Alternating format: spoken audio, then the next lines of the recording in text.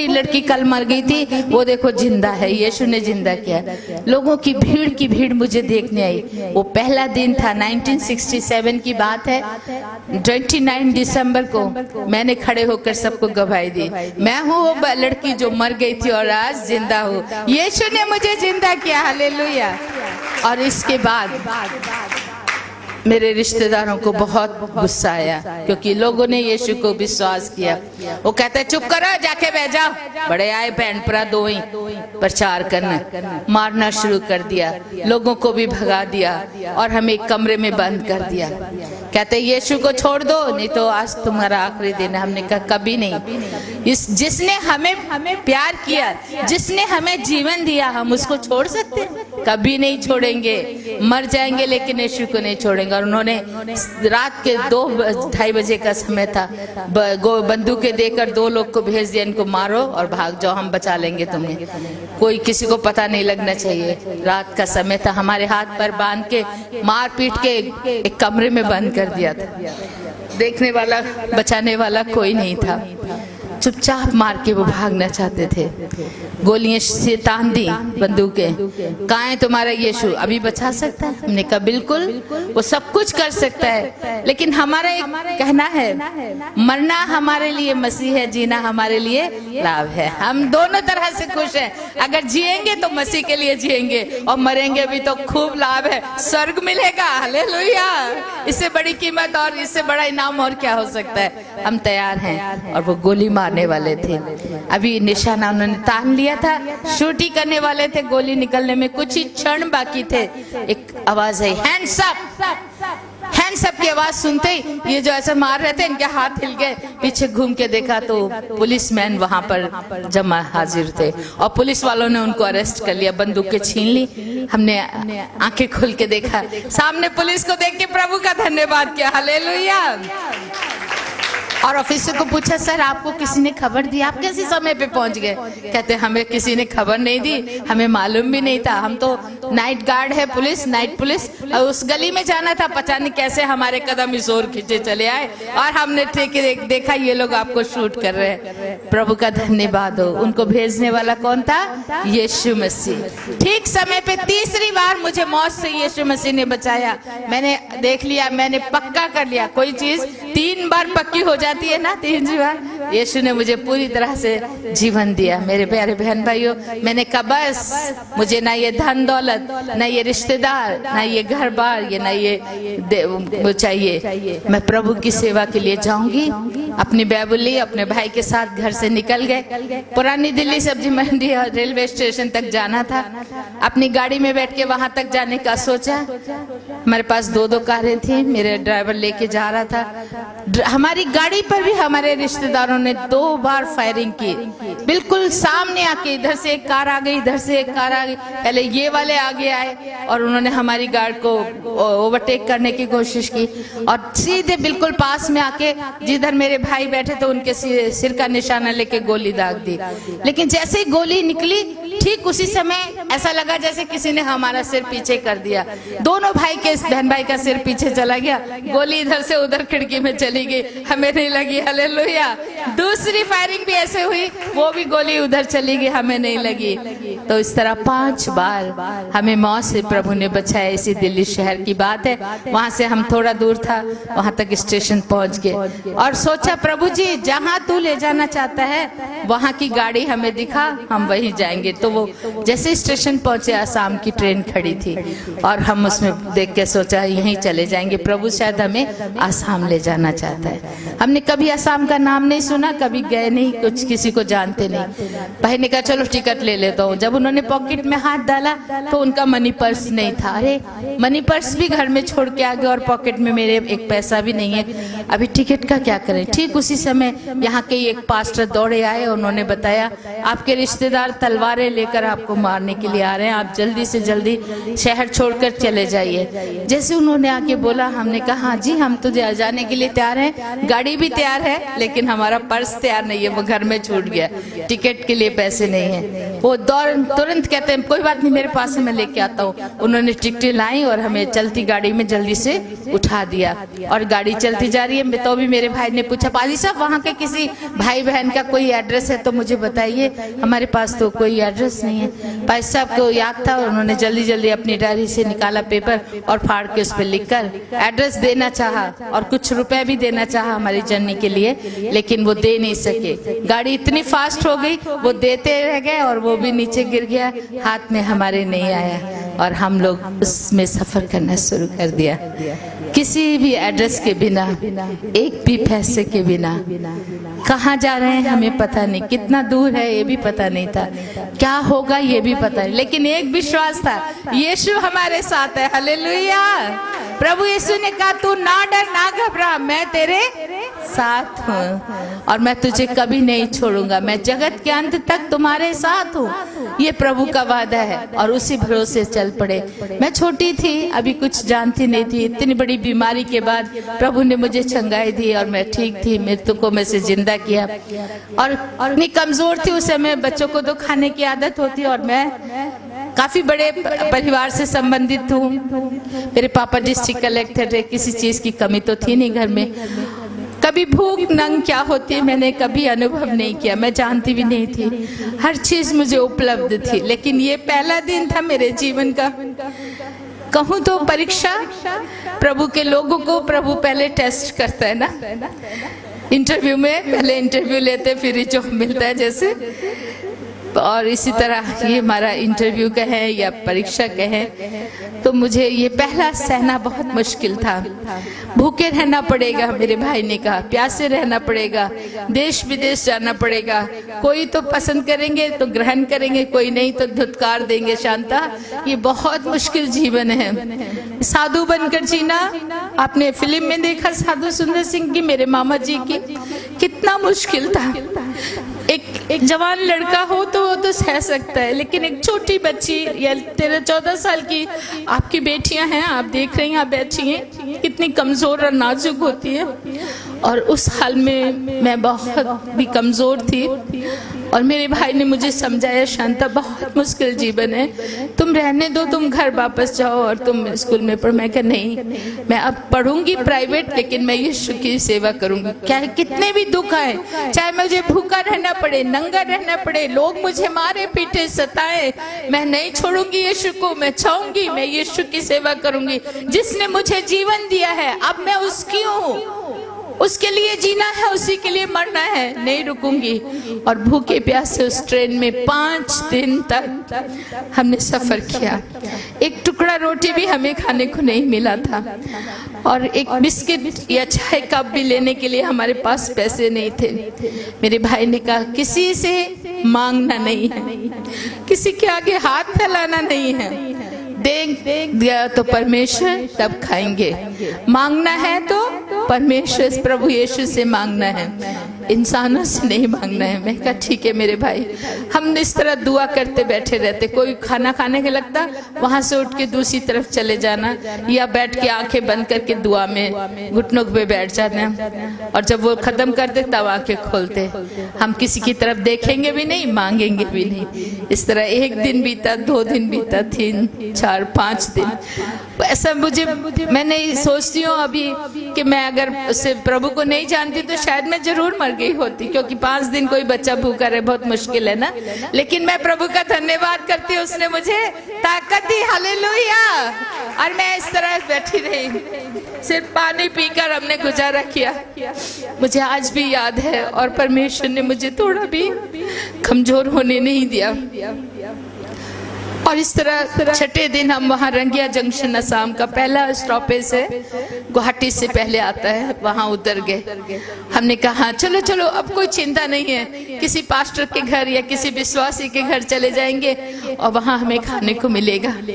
और हम पूछकर लोगों से यहाँ कोई चर्च है, यहाँ कोई क्रिश्चियन बहन भाई है, कोई यीशु को जानता है, हम प्रभु का वचन बताते। लोग कहते नहीं नहीं हमने नहीं सुना, जाओ जाओ जाओ, यहाँ कोई ईसाई नहीं है। पूरे शहर में हमने घूम घूम के देखा, एक भी चर्च नहीं, आज भी नहीं है, आप जाके देख सकते हो। उस शहर का नाम मैं दूंगी, एड्रेस दूंगी, रंगिया जंक्शन है, वहाँ कोई ईसाई नहीं, कोई चर्च नहीं, कोई प्रभु को जानता नहीं। पूरे दिन चल चल के पैर छिल गए, खून बहने लगा, भूख से बुरा हाल, कई बार बेहोश होकर नीचे गिर गई, फिर पानी के छींटे पाए, मुंह में पानी डाला, इस तरह उठाया।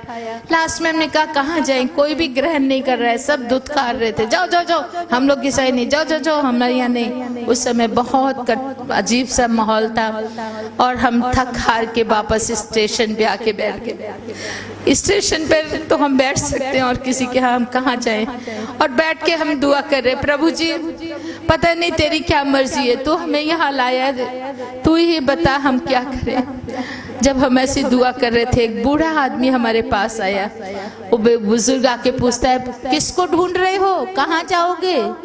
हमने कहा चर्च ढूंढ रहे हैं, कोई क्रिश्चियन बहन भाई है तो उनका पता है तो बताओ। कहते ना ना एठिन ना है, मतलब यहाँ नहीं है कोई चर्च, ओ दूर एक जगह है, रंगी उसको हरी सिंगा बोलते हैं, वहां पर है क्रिश्चियन मिशन हॉस्पिटल है, मिशन स्कूल है, क्रिश्चियन लोग केवल वहां रहते हैं और यहाँ कहीं भी नहीं मिलेंगे आपको। बहुत दुख लगा, अरे ऐसी भी एक जगह है जहाँ एक भी क्रिश्चियन नहीं है। तो ठीक प्रभु तभी हमें यहाँ लेके आया, आप तो बढ़िया जगह हमें प्रभु ने लेके आया है। हम जाएंगे उस गांव में, कहाँ भी है वहां पहुंचेंगे और वहां से शुरू करेंगे। ऐसा सोच के मेरे भाई ने पूछा अच्छा भैया बताइए कितना दूर होगा और कैसे जा सकते हैं? कहते ये सामने टैक्सी खड़ी हैं, गाड़ियां खड़ी हैं। जब टैक्सी गाड़ी बोली तो हमने अपनी पॉकेट छूना शुरू कर दिया, क्योंकि पैसे तो थे नहीं, गाड़ी में कैसे जा सकते हैं बिना उसके।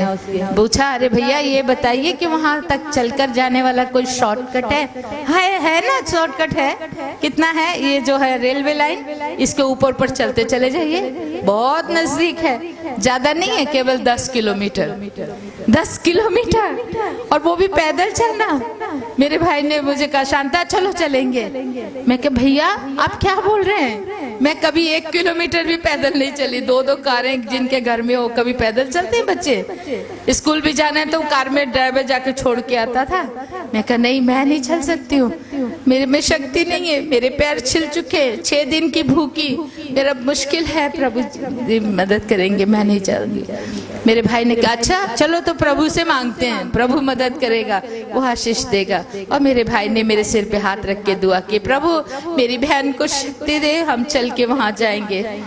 मेरी नजरों में वो दृश्य आ रहा है आज भी, उन बड़े पत्थरों पर, कांटों पर चलकर जाना। रेलवे लाइन के ऊपर क्या होते हैं, बड़े बड़े पत्थर, और रात का समय 6 बजे वहाँ घोर अंधेरा हो जाता है, वो सामने जंगल ज्यादा है, बड़ा फॉरेस्ट था, उसके अंदर से चल के जाना पड़ा। जोंके, सांप, बिच्छू तरह तरह के हमारे पैरों में काटते और झंझना के रह जाता, गिर जाती ठाम से। रेलवे लाइन ट्रेन उसके ऊपर सिर में चोट लग गई, वहां से भी खून, हाथ पैरों से भी खून बह रहा है। फिर उठ के चलते चले जाना, इस तरह चलते गए चलते गए चलते गए। 10 किलोमीटर चलना बहुत मुश्किल होता है, जो चलने वाले नहीं हैं उनके लिए। मेरे भाई तो बहुत चलते थे, 20-20 किलोमीटर बर्फ के ऊपर चल के उन्होंने साधु सुंदर सिंह की तरह सेवा की है, लेकिन मैं कभी नहीं चली थी, मेरे लिए पहला मौका था चलने का, और वो भी पत्थरों पे, कांटों पे चलना बहुत मुश्किल। लहू लुहान हो गए थे मेरे पैर और खून बहता जा रहा था और आंखों से आंसू बहते जा रहे थे। मेरे भाई ने पीछे मुड़ के मुझे देखा और मेरी आंखों से बहते आंसू देखकर मुझे डांट के कहते हैं शांता ये क्या हो रहा है, ये आंखों से आंसू क्यों निकल रहे हैं? लहू बहता तो बहता जाए यीशु के लिए, लेकिन आंसू नहीं बहाना है। मैंने कहा भैया मैं लड़की हूँ, बहनों को, माओं को, बेटियों को जब थोड़ा भी दुख होता है तो जल्दी से आंसू निकल आते हैं ना। मेरे भाई ने कहा नहीं नहीं तुम यीशु की बेटी हो। यीशु ने क्रूस पे क्या लहू तो बहाया, आंसू बहाए थे क्या? नहीं, उसने उफ तक नहीं की और कहा सताने वालों को बाप इन्हें माफ कर क्योंकि ये नहीं जानते। और उसने कहा है याकूब 1 अध्याय में, प्रभु यीशु ने क्या कहा है याकूब 1 और उसके 2 पद में, वहां पर कहता है, अपने चेलों को भी प्रभु यीशु ने कहा था, जब लोग तुम्हें सताएं, मारे, पीटे, दुखी करे तो क्या करना? खुशियां मनाना, नाचना, गाना, क्योंकि तुम्हारे लिए स्वर्ग में बड़ा फल है। याकूब 1:2 में कहता है, ऐ मेरे भाइयों, जब तुम नाना प्रकार की परीक्षा में पढ़ो तो इसे बड़े खुशी की बात समझो, क्योंकि तुम्हारे लिए स्वर्ग में बहुत बड़ा उपहार है। खुशियां मनाओ। मेरे पाजी कहते हैं, मेरे भाई साहब कह रहे थे, साधु किशन सिंह, शांता खुशी मनाओ, रो मत। मैं कहा खुशी अभी कैसे? हाँ चलो नचो गाओ, पंगड़ा पाओ। मैं क्या पंगड़ा पत्थर दे होते, कंडिया दे होते। कहते चलो फिर गाना गाओ। और फिर हम लोग गाना गाते गाते प्रभु की स्तुति करते उस गांव में पहुंच गए। रात के 12:30 बजे के टाइम में जाके एक दरवाजा खटखटाया और उस दरवाजा खोल पहले तो खुला नहीं बहुत देर तक। फिर मैं जोर से बोली, माँ जी, बहन जी, दरवाजा खोलिए, हम लोग प्रभु के लोग हैं। और उस घर की माँ का दिल पसीजा और उन्होंने हमारे लिए दरवाजा खोल दिया। और खोलने के बाद पूछा, कहाँ से आए हो, कौन हो? हमने कहा हम प्रभु के लोग हैं, बड़ी दूर से प्रभु हमें लेके आए। हम साधु सुंदर सिंह के भांजा और भांजी है। जैसे साधु सुंदर सिंह का नाम सुना वो इतने खुश हो गए, जल्दी से उन्होंने जप्पियां पाली, गले लगा लिया, अरे आइए आइए, प्रभु के लोग हमारे घर में आए हैं, साधु सुंदर सिंह के भांजा भांजी हैं, आपका स्वागत है। अंदर ले गए और जगह जगह हमारे शरीर पर खून के निशानों को देखकर, जख्मों को देखकर पूछते, ये क्या हुआ, ऐसे कैसे हुआ? हमने कहा हम लोग इस रास्ते से चल कर आ रहे थे तो पत्थरों पर कई बार गिर गया और इसके कारण ये जख्म हो गया। और पैरों में भी पूरे कांटे, बिच्छू, जोंके, मोटी मोटी जोंके लगी हुई थी जिनसे खून ही खून बह रहा था। और खींच खींच के निकाला और भी खून बह गया। फिर उन्होंने गर्म पानी से घाव धोए। ये मेरे जीवन का पहला चमत्कार है कि मैं इतना खून बहने के बाद भी जिंदा रही और प्रभु ने मुझे मरने नहीं दिया। उन्होंने धो के पैर पर वो रोते जा रहे थे और हमारे जख्मों को धो रहे। वो आज भी जिंदा है, वो पति पत्नी, और उन्होंने बड़ी सेवा की। और फिर बाद में पूछा, आपने कुछ खाया? मैं कहा कुछ भी नहीं खाया है। कब से नहीं खाया बेटी? मैं कहा आज 6 दिन हो गए, पूरे 6 दिन से कुछ भी खाने को नहीं मिला है। ओ बाप रे, तुम इतने छोटे होकर भी प्रभु के लिए इतना कष्ट उठा रहे हो। मैं अभी आपके लिए खाना बनाती हूँ। और उस बहन ने रात को ही आटा गूंद के रात के 2 बजे उसने हमें रोटियां बना के खिलाई। हालेलुया। शेरों के बच्चे तो भूखे मरेंगे, किंतु परमेश्वर अपने बच्चों को कभी भी भूखे मरने नहीं देता। ये वचन मैंने उस दिन अपने जीवन में सत्य पाया। और फिर उसी असम में वहां से अलग अलग जगहों पे हम लोग प्रचार करते गए। बहुत सी मिशने, तरह तरह के लोग हैं। वो पहले मिशने वाले अपने, हमारे चर्च के मेंबर नहीं हैं, आप हमारे ये नहीं है, हमारे चर्च में नहीं, दूसरी जगह जाओ, ऐसे करते। पैदल चल चल के सारे दिन जाना। कोई खाने को दे देता तो खा लेते, नहीं तो भूखे रहना। हमारे पास कुछ था ही नहीं। बड़ा कष्ट उठाया हमने वहां पर। जंगलों में भटक जाते रास्ते, जंगल। वहां आज भी बहुत बड़े बड़े फॉरेस्ट हैं। आप कोई आइए असम में, मैं ले जाऊंगी जिन जगहों पे मैंने पेड़ के पत्ते तोड़ को खाए। 2 महीने कुछ भी खाने को नहीं होता था। पत्ते तोड़ के ले आना, ये लौकी कद्दू की जो बेल होती है उसको भी तोड़ लेना, उसी को खा लेना। अगर कद्दू है तो कद्दू खा लेते और दिन गुजारते। एक गांव में एक छोटी सी झोपड़ी थी और उसपे कद्दू की बेल अपने आप प्रभु ने लगा दी और वो कद्दू रोज हम खाते थे। कुछ भी खाने को नहीं था। मॉर्निंग ब्रेकफास्ट भी कद्दू, दोपहर का खाना भी कद्दू, रात को भी वही बॉईल करके खाना। खाते खाते थक गई। 1 महीना हो गया। अभी 1 महीने तक एक ही तरह कोई बच्चा खाना खाए तो कैसे करते? नहीं खाऊंगा मम्मी, मुझे ये क्या एक ही देते। ऐसे एक दिन मैं भी, मेरी मम्मी कौन थी, मेरा पापा कौन था? यीशु मसीह। उससे लड़ाई कर रही। मैं अपने भाई को भी कुछ नहीं बोलती थी। वो कद्दू खाते हुए मैं प्रभु से रो पड़ी और बोली, क्या परमेश्वर प्रभु जी, आप रोज रोज कद्दू ही खिला रहे हो? कुछ और नहीं उस बूटे पे लगा सकते थे? रोटियां लगा देते या कोई और मिठाइयां लग जाती तो अच्छा था। आप तो सब कुछ कर सकते। छोटी थी और मुझे इतनी अकल नहीं थी और ऐसा बोलने के मैं प्रभु को नाराजगी दिखा रही थी। तभी मेरे भाई ने सुन लिया। क्या बोल रही है तू, प्रभु से लड़ाई कर रही है? मैं कहा हाँ बिल्कुल करूंगी। क्या खाली कद्दू ही खिलाया जा रहा है 1 महीने से? मॉर्निंग ब्रेकफास्ट भी, दोपहर लंच भी, रात भी। मेरे से मुश्किल हो गया, मेरे से नहीं खाया जा रहा। मेरे भाई ने कहा अगर नहीं खा सकती हो मैं एक बात बताता हूँ, तुम वो करो तो आज ही रोटी खा लोगी। मैं कहा कैसे, क्या करना? कहते हो पड़ोसी को जाके ये कद्दू में से कुछ कद्दू ले जाके दे दे, तो वो पैसे देंगे तुम्हें। तुम कहना पैसे नहीं चाहिए, वहां से आटा ले आना, आटा ले आओ या चावल ले आओ, वो पका के खा लो। मैं कह रही हूँ तो बहुत अच्छी बढ़िया बात है, आपने पहले क्यों नहीं बताया? कहते तूने पहले बोला ही नहीं था, तू खाए जा रही थी, मैं भी चुपचाप खा रहा था। तो मैं प्रभु का धन्यवाद दिया और जाके देखा पीछे जाके तो कद्दू के बेल में कई कद्दू निकल आए। तो आसाम में लंबे लंबे कद्दू होते, इतने मोटे मोटे लंबे लंबे, 4-5 एक बैग में डाल लिए। मैं कहा जितने ज्यादा दूंगी उतने ज्यादा चावल आटा मिल जाएगा ना। और जाके एक पड़ोसी था, सामने घर था उनका, उनको जाके वो नॉन क्रिश्चियन ही थे। मैं कहा माँ जी आपको कद्दू चाहिए? हाँ दिखाओ कैसे। हरे हरे ताजे ताजे, अरे वाह ये तो बड़े अच्छे हैं, दे दे दे, कितने के हैं? मैं कितने पैसे दूं? मैं कहा नहीं आंटी हमें पैसे नहीं चाहिए, आपके यहाँ अगर आटा है तो आटा दे दीजिए और रोटी चावल है तो चावल। कहते हम लोग आसाम में तो हम लोग रोटी तो खाते नहीं है, हमारे यहाँ चावल है ले जाओ। उसने इतने सारे चावल मुझे मेरे बैग में डाल के दे दिए। मैं बड़ी खुशी से दौड़ी आ रही हूँ, वाह जैसे मुझे बड़ा खजाना मिल गया। और आके भाई को कहते बाजी देखो कितने सारे चावल दे देते हैं, उन तो ऐसी बड़े खुशी मनाओगे। कहते हाँ चलो बढ़िया हो गया। और एक बर्तन में चावल धोकर उसको पका लिया। अब जब चावल पक रहा था तो मैंने कहा बाजी कि चावल इतना ही खाने हैं, ਇਹਦੇ ਨਾਲ ਤੇ दाल चाहिए थी, कड़ी चाहिए, जहाँ कोई सब्जी भी होनी चाहिए। कहते अच्छा तुम्हारे डिमांड्स बढ़ते जा रहे हैं, अभी पहले चावल मांगे अभी दाल भी चाहिए।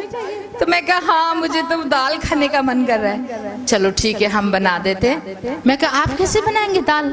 दाल भी किसी के घर से जाके मांग के ले आती हूँ कद्दू दे के। नहीं रुक मैं करता हूँ। तो उन्होंने चावल बनते बनते उसका जो पानी निकालते हैं, हम पंजाबी में पिच कहते हैं ना, वो पिच काट ली, उसकी निकाल ली और उसमें थोड़ा सा हल्दी डाल दिया, नमक डाल दिया और घोल के कहते ये लो दाल भी बन गई, चलो दाल चावल खाओ। मेरे प्यारे बहन और भाइयों, आप विश्वास करोगे कि नहीं, जब हम खाने लगे तो सच में एकदम बढ़िया दाल का स्वाद आ रहा था। हालेलुया, प्रभु ने उसको दाल में परिवर्तित कर दिया था और वो बहुत टेस्टी खाना। इस तरह प्रभु ने हमें बहुत दुखों के समय संभाला, बहुत मदद की। एक बार इसी तरह एक गांव में 7 दिन भूखे रहे। उस गांव में भी हम जाके प्रचार किया, किसी ने हमें खाना नहीं दिया, कोई हमने पूछता है। प्रचार सुनते बहुत खुश होते, बड़ा अच्छा जी, बहुत सोना, बहुत बढ़िया प्रचार, बहुत अच्छा गवाही, कह के thank you, God bless you, God bless you, जा रहे हैं बोल के सब चले जाते, सब चले जाते। किसी ने पूछा नहीं आप कहाँ रहते हो, आप क्या खाते हो, कहाँ से आए हो, कोई नहीं, बात नहीं करते। उनको भाषा भी वैसे नहीं आती थी, लेकिन हिंदी थोड़ी बहुत समझ लेते हैं, फिर भी वो लोग कुछ बोलते नहीं थे। और इस तरह 7 दिन उस गांव में हो गए और 7वें दिन मैं पहली बार 7 दिन भूखी थी और मैं बिल्कुल कमजोर हो गई, मेरा सांस निकलने लगा, मरने के करीब, मुंह गला सूख रहा है, दिल की धड़कन थक गई और मैं छटपटाने लगी, गिर के रोने लगी। मेरे भैया मुझे देख नहीं सक रहे थे, उन्होंने अपनी बाइबल ली और वो चर्च में जाके बैठ के जोर जोर से प्रभु का धन्यवाद करने लगे। कहते मैं अपनी बहन को मरते हुए नहीं देख सकता, प्रभु तू चाहे तो मुझे भी ले जा, मैं जाने को तैयार हूँ। हम थक गए पत्ते और हमसे खाए नहीं जा रहे हैं, खाना और है नहीं हमारे पास, इस गांव में किसी ने दिया नहीं है, तू जो मर्जी कर। वो वहाँ दुआ कर रहे, इधर इस कमरे में लेटी लेटी मैं प्रभु से फिर लड़ना शुरू कर दिया। प्रभु बाइबल में यशाया 49 उसके 15 वर्ष में आपने तो कहा है कि एक माँ अपने बच्चे को भूले तो भूल जाए, परंतु मैं तुझे कभी नहीं भूलूंगा क्योंकि तुम्हारा चित्र मैंने अपने हाथों में बनाया हुआ है। मैंने कहा प्रभु जी आपने कहा कि मैं नहीं भूलूंगा, तो आपने शायद हाथ देखना भूल गए मेरे ख्याल से, तभी आपको मेरा चित्र नहीं दिखाई दे रहा है और मैं मरने वाली हूँ। इस तरह मैं रो के प्रार्थना कर रही थी और तभी प्रभु की वाणी मुझे सुनाई दी। मुझे बहुत ही मीठी और गूंजती हुई आवाज आई, बेटी शांता उठ, उस कोने में देख, बेटी शांता उठ और उस कोने में देख। 3 बार ये शब्द आया। आंखें खोल के मैंने इधर उधर देखा, यहाँ तो कोई भी नहीं है, ये आवाज कहाँ से आई?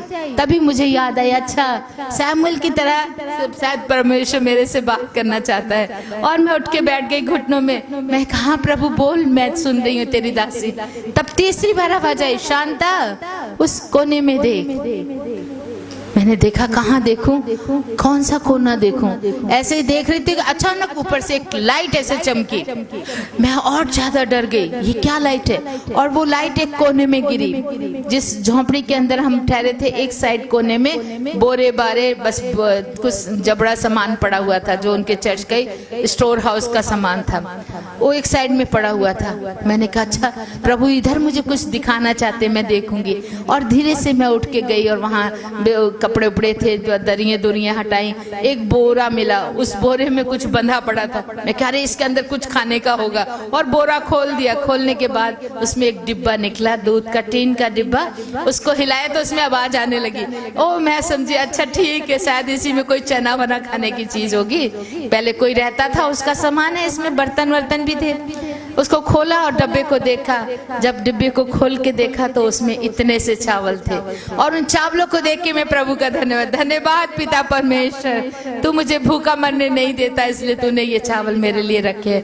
और उनको लेके मैं धन्यवाद किया। मैंने कहा इससे कच्चे तो खाएंगे तो पेट नहीं भरेगा, इसको पका लेती हूँ। और उधर ही से एक बर्तन लिया, वहाँ छोटा सा आग जलाने वाला चूल्हा था मिट्टी का, लकड़ियां लगाई और जला के पानी से धो के चावल पका लिए। चावल पकने के बाद मैं अपने भाई को जाके चर्च में बोल, भैया आ जाओ, बस हमारा प्रभु ने आज फास्ट ब्रेक करने का दे दिया है, खाना आ गया है। वो कहते हैं इधर तो कोई भाई बहन आया नहीं खाना लेके, तू कैसे कह रही है खाना मिल गया? मैंने कहा प्रभु ने दिया। कहाँ से दिया? मैं कहा छप्पर फाड़ के दिया है। वो हैरान हो के कहीं गई नहीं और छप्पर फाड़ के खाना? मैं कहा हाँ, प्रभु ने मुझे 3 बार उनकी आवाज मैंने सुनी, और प्रभु ने मुझे कहा उसमें देख। तो मैंने खोल के देखा और ये चावल मिले। वो बड़े खुश हो गए। चल ठीक है, अब तू तो छोटी है, तेरा भला हो जाएगा, तू नहीं भूख से मरेगी, तू इसको खा ले। मैं कहा नहीं वीर जी, आप खाएंगे तो मैं खाऊंगी, नहीं तो मैं भी नहीं खाऊंगी। तभी एक आवाज आई, मैं खाऊंगा ये खाना, मुझे दे। हम हैरान हो गए, ये आवाज कहाँ से? उधर इस झोंपड़ी के दरवाजे के बाहर एक बुजुर्ग खड़ा था। उसकी लंबी चिट्टी दाढ़ी, लंबे सिर के केस, और उसके आंखों की लाइट बड़ी तेज चमक रही थी, और उसका चेहरा बड़ा भोला, बड़ा प्यारा। और वो कहता है मुझे दे ये खाना, मैं खाऊंगा। हमने कहा ये बाबा जी चलो, हम लोग नहीं, आप ही खा लो। और हमने उनको बैठा दिया, और जो थोड़ा सा भात 7 दिन के बाद मिले खाना, वो भी उनको खिला दिया।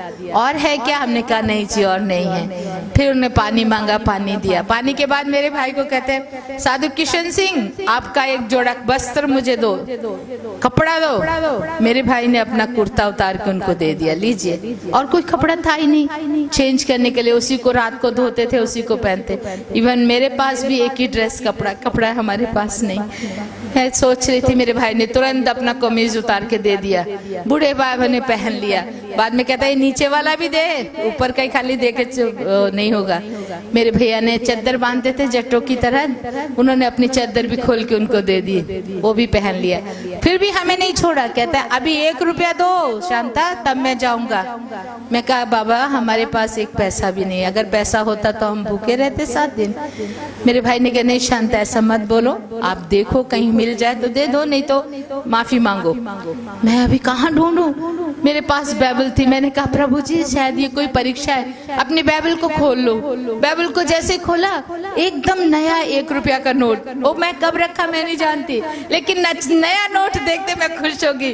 मैं कह रही बाबा है 1 रुपया है आपके लिए, देखो मिल गया। हमारे लिए तो वो था ही नहीं, ये कब रखा मालूम नहीं। और मैंने वो ले जाके वो रुपया उसको दे दिया। वो बहुत खुश हुए, हाथ में लेके दूसरे हाथ से मेरे सिर पे हाथ रख के कहते बेटी अब तुम्हें कोई चिंता करने की जरूरत नहीं है, मैं तुम्हारे साथ हूँ। मैं कहा हाँ बाबा जी आप भी आ जाओ, हम भी भूखे मरेंगे, आप भी हमारे साथ भूखे ही मरना पड़ेगा।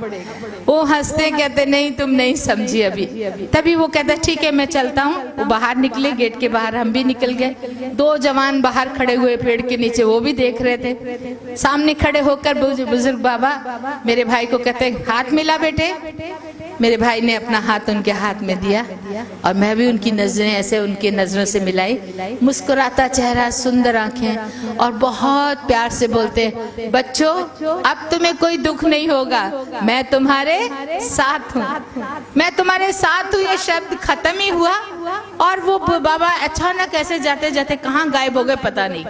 वहाँ बिल्कुल कुछ नहीं है। मेरे भाई ऐसे देख रहे, मैं भी देख रही हूँ, अरे ये कहाँ चला गया, ये कौन था? इधर उधर ढूंढ रहे हैं, इधर उधर देख रहे हैं। वो जो दो जवान लड़के बाहर खड़े देख रहे थे, वो भी भाग कर आगे, कहते अभी अभी यहाँ बूढ़ा है, एक बंदा आपके सामने खड़ा था, वो कहाँ चला गया, वो कौन था? अब हम समझ गए कि वो कौन था। हालेलुया। जितने हम विश्वासी हम जानते हैं वो कौन हो सकता है? यीशु मसीह। हालेलुया। मत्ती 25 अध्याय 35 पद में पढ़ के देखिए। मत्ती 25 35 36 में क्या कहता है? मैं भूखा था और तुमने मुझे खाना खिलाया, मैं प्यासा था तुमने मुझे पानी पिलाया, मैं नंगा था तुमने मुझे वस्त्र दिए, मैं परदेसी था तुमने अपने घर में ठहराया, बीमार था मेरी मदद की, जेल में था मुझे देखने आए। लोगों ने कहा प्रभु जी